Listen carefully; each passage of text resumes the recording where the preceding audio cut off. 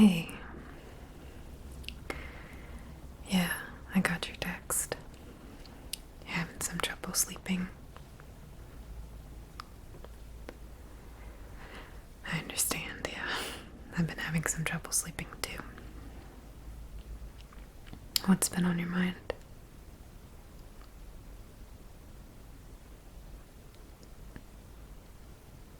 I get that. It's a very uncertain time right now, and that never feels really good. Yeah. Well, there's not much I can do about that, but if you want, I can kind of play with your hair and touch your face and just talk to you and try to help you fall asleep. Yeah, I guess that's the one good thing about ASMR right now, too. We're lucky that we can feel it. Yeah.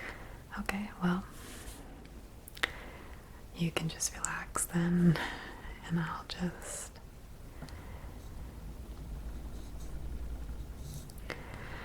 move your hair a little bit and touch your face a little, and let me think, what should I talk about?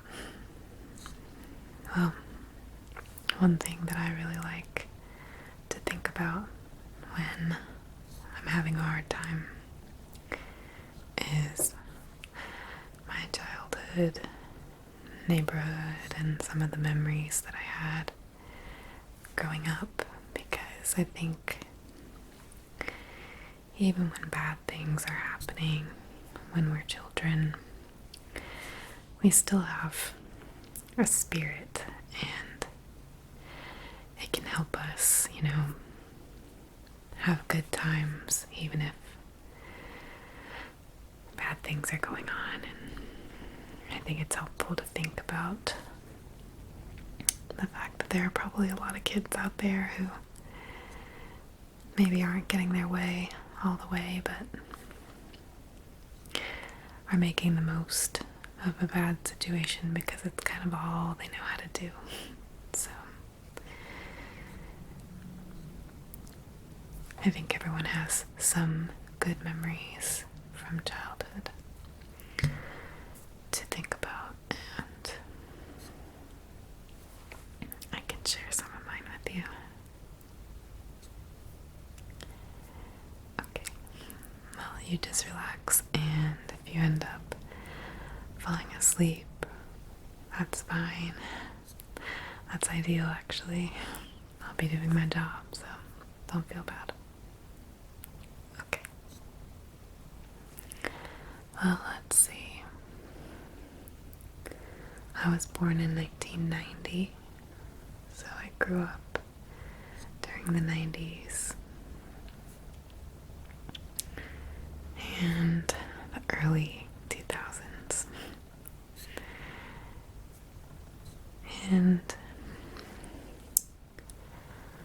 it seemed like there was a lot to love, but I think most kids feel like that about their generation, about their past, about their childhood.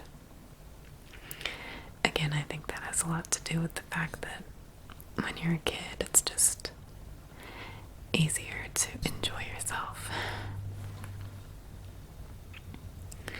So, I lived in a pretty awesome neighborhood, and it was filled with kids my age, or relatively my age, which was great because I always had people to play with. And man, did we play. So many games we played. Kick the can and manhunt, and on rainy days when we couldn't be outside, we would play either on the Nintendo 64, we'd play Kirby or Mario Kart or Diddy Kong Racing. And later on, we would play Super Smash Brothers when there was GameCube. And sometimes we would play board games. One of our favorites was called Pit. Have you ever played that? Well, essentially, it's a really fun game when you have a large crowd to play with, especially if they're kind of rambunctious, which we were. And there are cards and a bell. Like a little ding bell, yeah. Yeah, not the shaking kind. It was just like a tabletop one that you'd find at a hotel or something to call the concierge. Yeah. And all of the cards had a different sort of crop on them. So it would be like corn or barley or wheat, something like that. Yeah. And we would each get a certain number of cards, and the objective was to get all cards of the same type of crop. So you would barter with other people who were playing, and you could trade however many of whatever kind you wanted at the same time, but they all had to be the same. So I could say 3, 3, 3, and I would have maybe 3 corn, or maybe 3 wheat, or maybe 3 flax, and someone else who had 3 of something that they wanted to get rid of could trade my 3 for their 3. So the only thing you do is yell the number of cards that you want to trade, and then you trade them with someone else who's yelling the same number.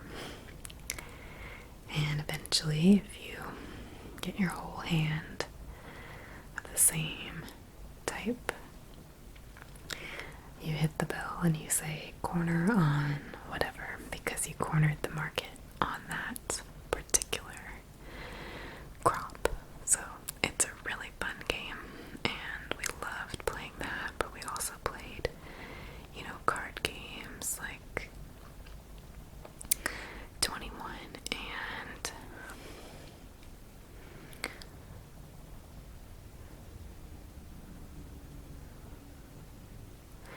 Freestyle and Solitaire, and we played Kips and Kibbles, I think it was called, and Mealborns, and a whole bunch of other Rummy 500 fun games. And I also have always been pretty independent, as you know, and I had some stuff that I enjoyed just doing by myself. And one of those things was to ride my bike, which, I still love doing now.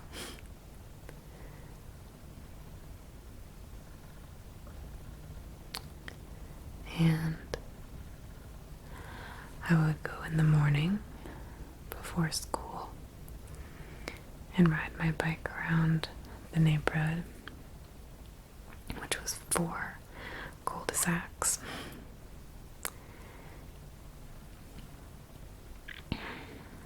And each one was a little different, so I used to imagine all kinds of things while I was riding. And there was one particular house that really always stuck out to me. It was a white house with black shutters, and the whole lawn was ivy all the way. There was really no grass, and it was kind of up on a hill, so it just looked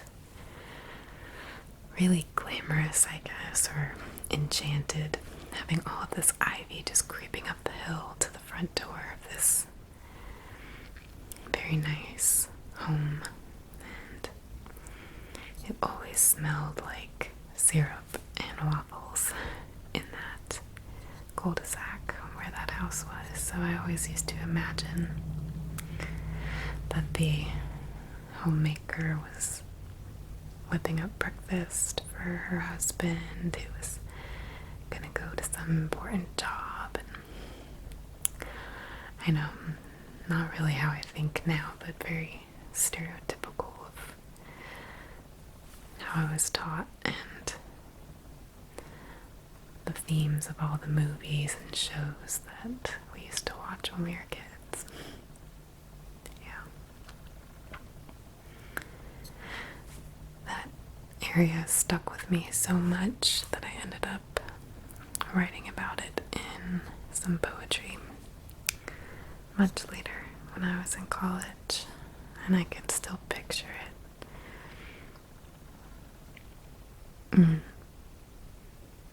It's funny the things that we can remember so well.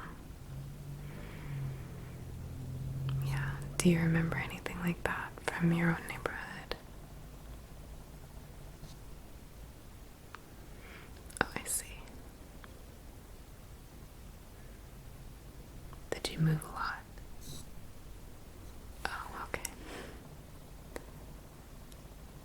Yeah, I guess we haven't talked much about that far back in the past.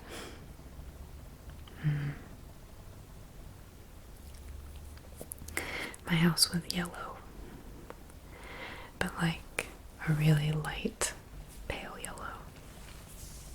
Not like a butter yellow. I guess more of a pastel. Yeah, the shutters were green. Like a dark green. Yeah.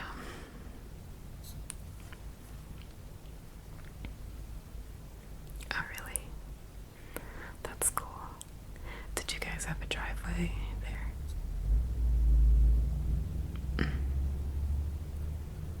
Oh, I see.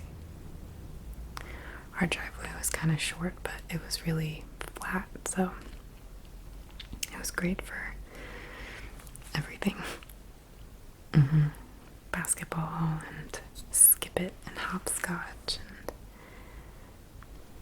riding skateboards or scooters. Oh yeah, do you remember the Razor scooter? I know that was like such a phenomenon. You just weren't cool if you didn't have a Razor scooter, which was crazy because they were so expensive at the time anyway. Yeah. I rollerbladed too and rode my bike. Yeah, I've always thought it would be fun to bring back rollerblading. I know that they still kind of do it, I think, out in California, like near the beach. But I can't really think of any place else that it's normal. Yeah. Did you ever watch Reno 911? Yeah, you know the guy I'm talking about. Always on the rollerblades. That used to crack me up.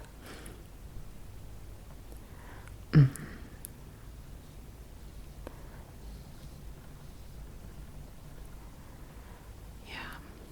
Well, okay, so I'll tell you a couple other stories. So I had a friend who lived down the road. Her name was Christina. And we got along kind of like frenemies before I knew what that meant. Yeah, she had a little bit of a wild streak and some jealousy, and I think there were some problems at home for her that made things difficult, but I don't know for sure. But yeah, we definitely got into quite a few fights and one pretty serious physical altercation. And aside from that, though, when we were friends with each other, having a good time, we had a really good time, and we got along really well. We had a lot of the same sort of feelings, I guess, and we used to stand outside around this time of year, actually, like March, April. And sometimes it would be really, really windy. So I can remember very distinctly one day we were standing on the side of my house and it was so windy and we were just pretending to conjure Mother Nature and acting like little Wiccan or something. And we were saying, April showers bring May flowers. And we were talking about the wind being like a lion and that it was making way for, I don't know, all the pretty little fragile butterflies and things like that. So it was fun. We had a good time being really in tune with nature, and that's something that was a major theme, I feel like, in my childhood. Did you go outside and play a lot? Mm-hmm. Yeah. That's understandable. Well, it's definitely true that, you you can really connect well with nature and it changes how you feel. Yeah, and that's something that I think is really helpful right now. Like going through all of this is just to reconnect with the earth and kind of get into some of those silly things that we would do as children, really feeling the wind and crushing up leaves and making little fake potions and things. Yeah. It's silly, but it's fun, and it's also so innate, it's such a natural thing to feel connected like that. And I'm sure that children, for as long as there have been children, have done similar things like that. Yeah. Which is kind of cool to think about.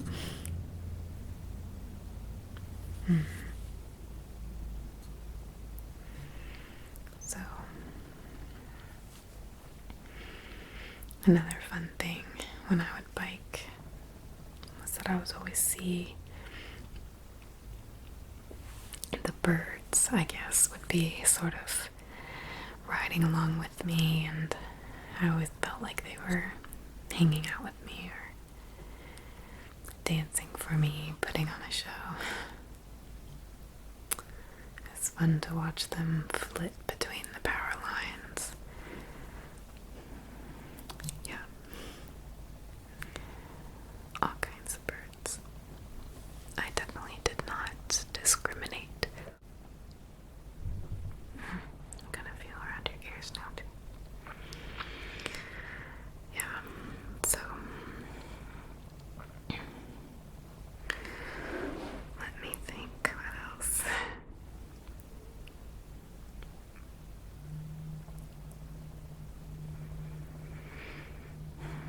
Yeah, you can take some nice breaths. It's important to remember to just relax all the tension, like in your neck and your shoulders. Like, just bring your mind to those places for a second and try to make sure that they're loose. Yeah, we can carry a lot of tension without really recognizing it, and it can make falling asleep a lot harder.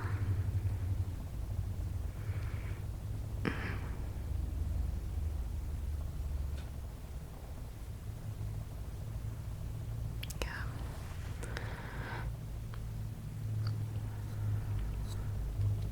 My neighborhood also had one end of it, one of the cul-de-sacs had a little horse farm. which isn't the norm where I'm from, but the people who lived there were the ones who actually had owned like all of the land that all of these houses were built on. So they clearly had some money, and they had a big plot at the end of one of the cul-de-sacs, and it was very tucked away and pretty, and their house, their driveway, actually where their mailbox was in a different neighborhood that was kind of behind ours. And the driveway that led into our neighborhood was just kind of like a back way that I think it was easier for them to get the horse trailers out and things like that. Yeah, and it was pretty cool. I don't know if we were technically allowed to, but we did go. And we would walk up the driveway and go check out the horses, say hi to them, and watch them eat. And they were pretty friendly. They would come over and let you pet them.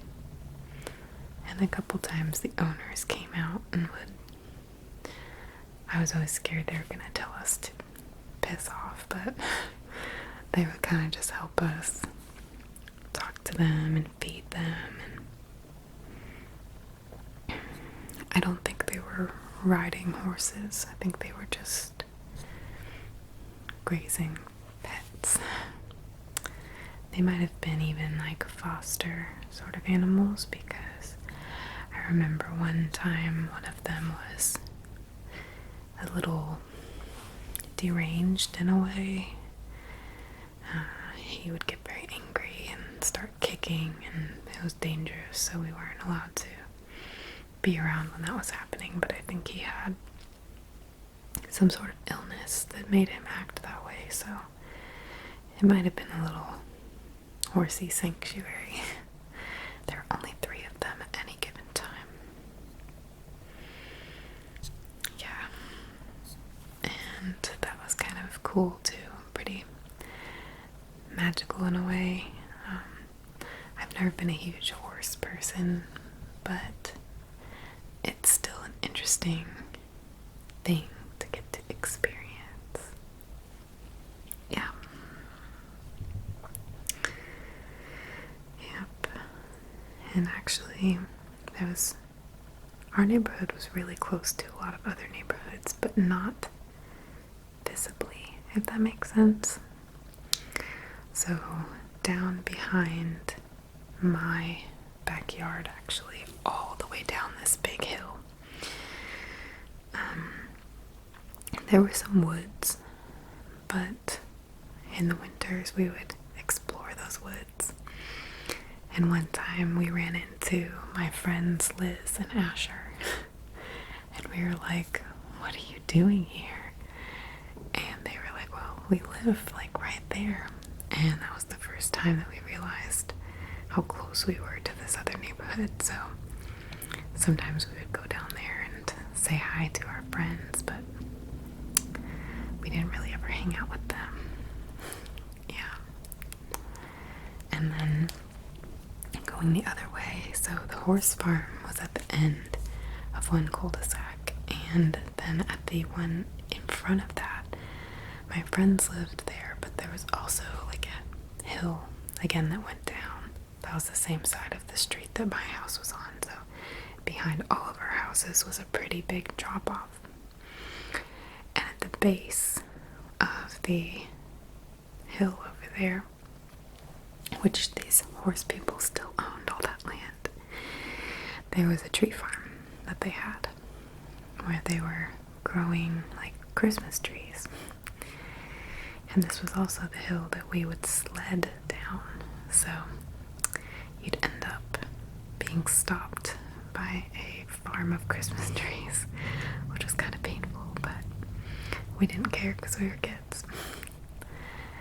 And I learned that if I kept walking past the horse's sort of gate and through the woods, I got to one of my very best friends from school, Lauren.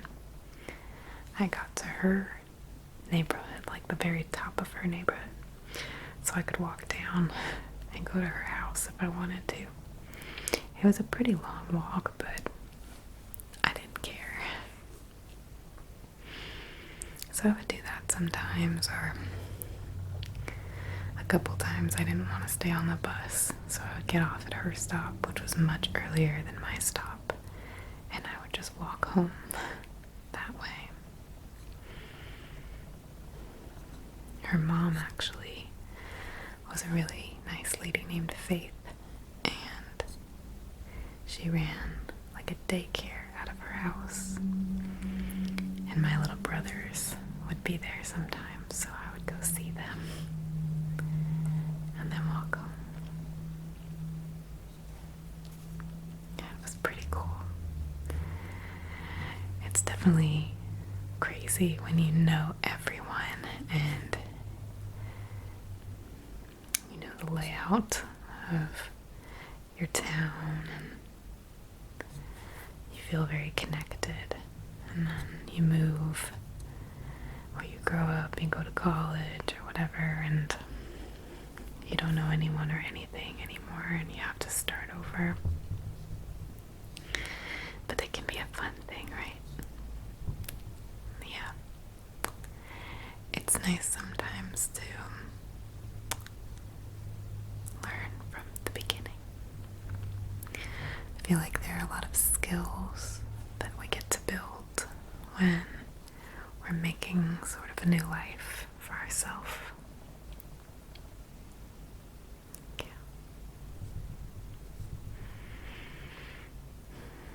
It was always comforting and fun to be where I was, but now I'm glad that it's kind of just a time capsule where I can remember really beautiful and fun memories, and they're just forever preserved that way because I never grew up in that space. It's kind of like my own Neverland, you know, and I can get there anytime I want just by thinking about it. And man, I have so many stories to think about, and so many kids to think about. Just remember how they were and wonder what they're doing now or what they're like.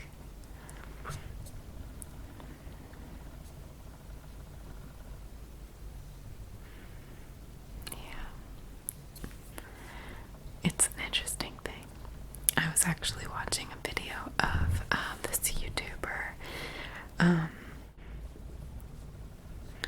think her name is Ashley, and she runs a channel called Best Dressed.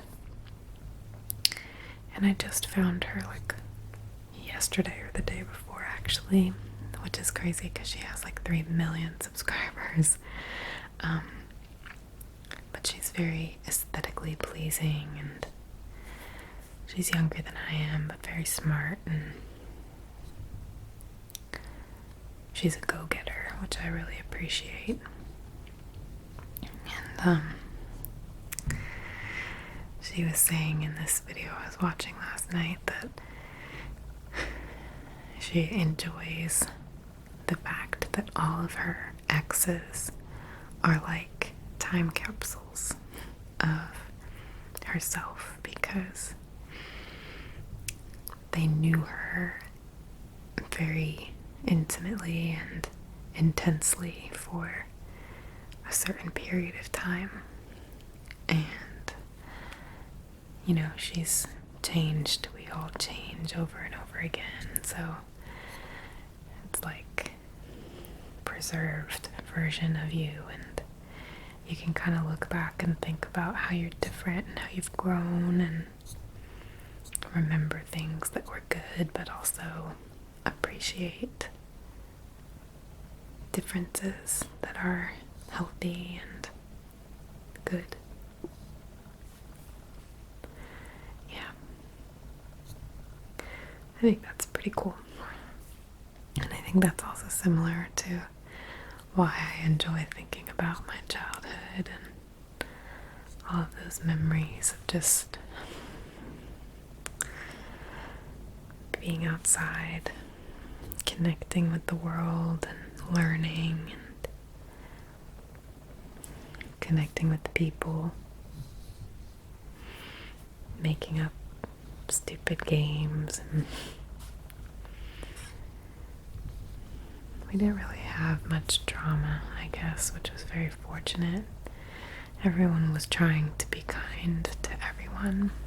It didn't always work, you know. People get bad mood now and then, but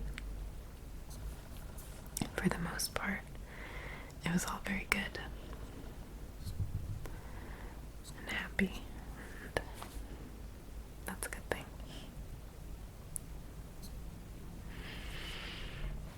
Oh yeah. My childhood bedroom was a very, very, very light purple. Like it almost looked white, but with the tiniest hint of purple. So it was super pastel, like a faded pastel even. Yeah, and my room was really quite large. Honestly, I don't think I've had a bedroom since then that was as big. I don't know why it was so big, but it was big. And next to my room, to the left of my room, was my older brother's room. And then kind of to the left diagonal of that was my two younger brothers' room. Until one of them got older, and then eventually I think he came and slept in my room because I had bunk beds for a while. And my older brother was kind of hitting that teenage phase where he needed his space and he was sleeping really late. So I shared a room with my second youngest, or the one who's right under me in age, yeah. Yep, and that was fun. I had a good time with that. Actually, for the first long while of living in that house, I did not sleep in my own bed or bedroom because it was just so scary to me. It was very lonely, and I had a queen size bed because I think my parents got a new bed, so they used their old bed as my like big girl bed. And before that I had been sleeping in the bunk beds with my brother at our previous house. So I kept doing that when we moved. I slept in the top bunk in his room forever, and they would try to make me go sleep in my own bed, and I just hated it. So I would sneak out of my room and go into my brother's room, and he would let me get up on the bunk bed, and we would write song lyrics together and talk about cars. He really liked cars and money. And eventually, though, my parents said it had to stop, but I had to go sleep in my bed. I had to get over my fear. So eventually I did, and instead of not having my brother around, we got headphones and walkie-talkies, and we would talk until we fell asleep. Yeah. Some of our best music came from those nights. And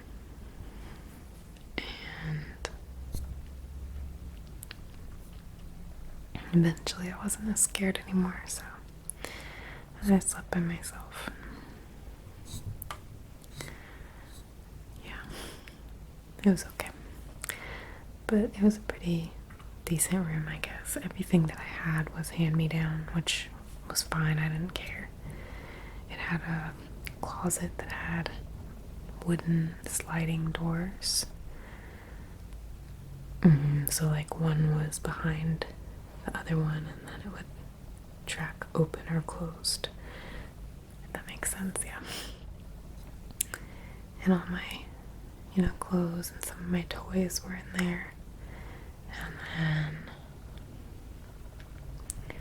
the dressers that I had, and mirror and desk actually with a chair, were all from I think it was a friend of my grandmother's who was selling this stuff at a pretty good price, so my parents bought it for me, and it was a full furnishing, full set. It was white and had terrible tracks on the dressers that eventually my dad and I replaced with much nicer, smoother ones. And the handles were kind of ornate, I guess. And they were some sort of silver, pewter, I don't know. They looked like they had accidentally been painted over with the white. But not everywhere. They were like almost distressed. Sorry. I said fuzzy. They were like almost distressed in a weird way. And each of the two dressers, they were short dressers that had 3 drawers apiece with 2 handles on each drawer, and sort of an inlay design. And then each one of those on the top had 3 shelves that were like, I don't even know how to explain this because I've never seen anything like it, come to think of it, but they were detachable additions that would sit on top of the dresser, and they were really heavy. And they just added like 3 open shelves on top of the dresser, almost like an entertainment system, I guess. Yeah, it was really strange. And then in the middle there was one dresser that didn't have that. Instead it had a mirror over it, but all of it was detachable. And then there was a desk that had 3 little drawers on the side and 1 long skinny drawer where you would sit, yeah, like above your lap. And that's where I kept my diary and all of my keepsakes, really. Yeah. No, I never had a TV in my room, or a computer actually. I had a radio. My first one was a Zenith clock radio that actually only recently died, like last year. Yeah, I got it when I was in like the 3rd grade. And then I think in the 5th grade, I got a boombox. Yep, it had a cassette player and a CD player and the radio. And it was kind of a... Do you remember the old Mac computers? How they had like a frosted, tinted, colored part? Yeah, exactly. It was kind of like that same material, and it was like a cranberry color. Yeah, it was really, really 90s, I guess. But I used to sit on there and listen to the radio, and the pop station was 106.1 BLI. And it wasn't even in my state, but I still got the reception really well there, and would listen to that all the time. Listen for NSYNC and Backstreet Boys and Aaliyah and all kinds of stuff. Yeah. Destiny's Child, of course. And I would just sing, sit in my room, and write and sing. Yep. It was pretty fun. What was your room like?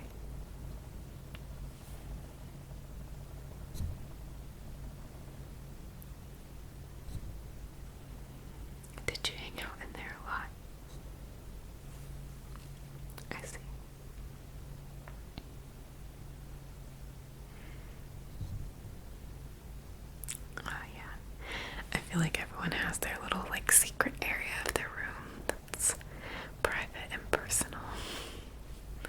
That was kind of really all we would get, right? Yeah.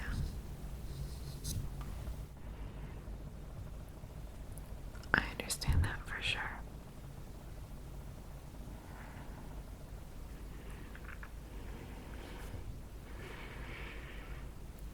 Did you have a big family that you lived with? Oh, okay. Cool.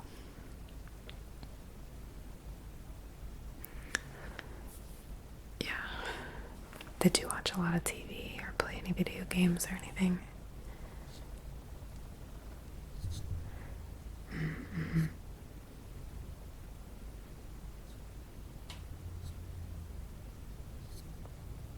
Okay, I get you. Yeah, I loved playing like Oregon Trail and Neopets. Do you remember Neopets? Yeah. Yeah, it was like a free online thing. Yeah. Well, cool. I know most people didn't really have a computer, I feel like. I think we only got ours because of my uncle or something. Yeah. Well, I hope that maybe you were able to think about, your own childhood and some of the things that maybe make you happy looking back. And just know that what we're going through now will eventually be something we'll just be looking back on just like this. And there will be good parts and bad parts like there are to everything.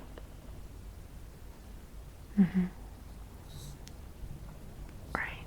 It's always worse while you're going through it, right? Feels a lot more intense and dramatic, and then years down the line it's not so bad.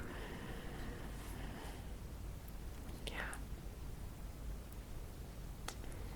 You're feeling sleepy. Good. I'm glad. Well, if you're ready, we can turn in.